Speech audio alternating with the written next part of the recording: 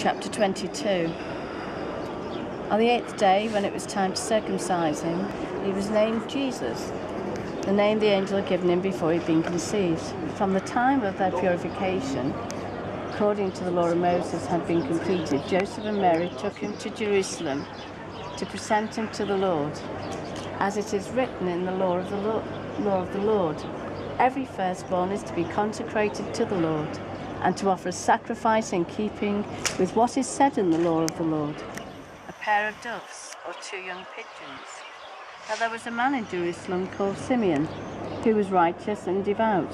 He was waiting for the consolation of Israel, and the Holy Spirit was upon him.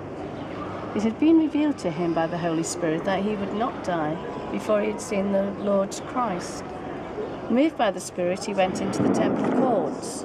When the parents brought in the child Jesus to do for him what the custom of the law required, Simeon took him in his arms and praised God, saying, "Sovereign Lord, as you have promised, you now dismiss your servant in peace. For my eyes have seen your salvation, which you have prepared in the sight of all people, a light for revelation to the Gentiles, and for glory to your people Israel." The child's father and mother marvelled at what had been said about him. Then Simeon blessed them and said to Mary, his mother, "The child is destined to cause the falling and rising of many in Israel, and to be a sign that will be spoken against him, so that the thoughts of many hearts will be revealed, and a sword will pierce your own soul too."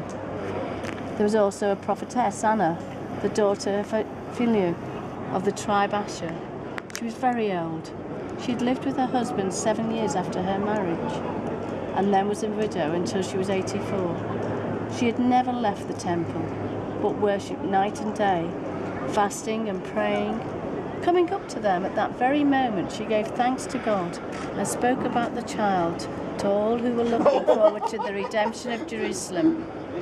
When Joseph and Mary had done everything required by the law of the Lord, they returned to Galilee, to their own town of Nazareth, and the child grew and became strong.